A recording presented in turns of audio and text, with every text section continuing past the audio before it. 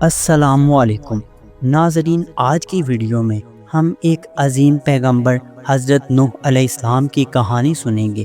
یہ وہ پیغمبر ہیں جنہیں اللہ تعالیٰ نے اپنی قوم کو گمراہی سے بچانے کے لیے مبعوث فرمایا۔ یہ ایک ایسی کہانی ہے جو ایمان، صبر اور اللہ پر یقین کی بہترین مثال ہے۔ حضرت نوح علیہ السلام کا ذکر قرآن پاک میں 43 مقامات پر آیا ہے۔ اس زمانے میں لوگ بت پرستی میں مبتلا ہو چکے تھے۔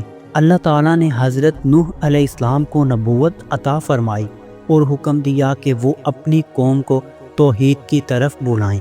حضرت نوح علیہ السلام نے اپنی قوم کو 950 سال تک اللہ کی طرف بلایا۔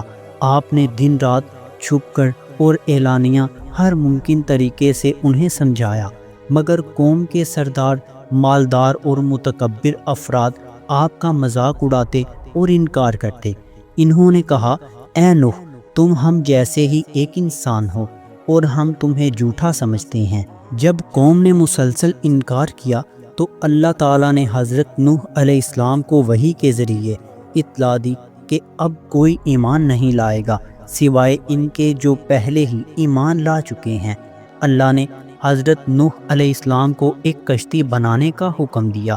آپ نے اللہ کے حکم سے ایک عظیم کشتی بنانی شروع کی۔ قوم کے لوگ آپ کا مذاق اڑاتے، ہنسی اڑاتے۔ وہ ہر بار جب آپ کے پاس سے گزرتے تو مذاق اڑاتے۔ نوح علیہ السلام فرماتے، اگر تم ہمارا مذاق اڑاتے ہو تو ایک دن ہم تمہارا مذاق اڑائیں گے۔ جب کشتی تیار ہو گئی تو اللہ کا حکم آیا کہ ہر جانور کے جوڑے اور مومن افراد کو کشتی میں سوار کیا جائے۔ پھر زمین سے پانی ابل پڑا، آسمان سے بارش برسنے لگی اور ایک عظیم طوفان آیا جس نے پوری زمین کو ڈھانپ لیا۔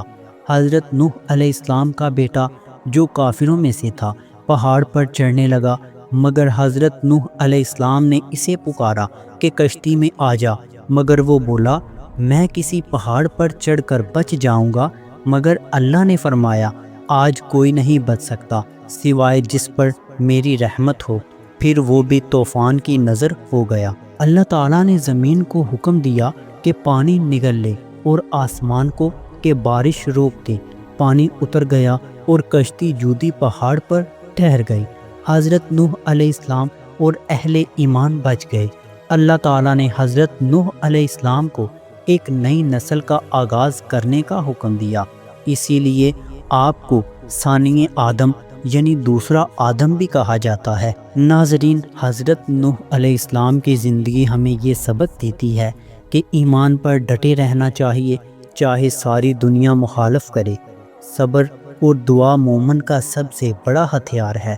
اللہ کا وعدہ سچا ہے اور سب سے بڑھ کر اللہ کی رحمت کے بغیر کوئی نجات نہیں پا سکتا۔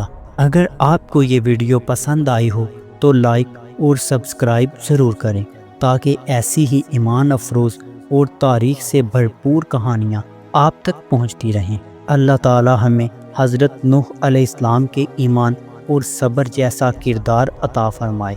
آمین یا رب العالمین۔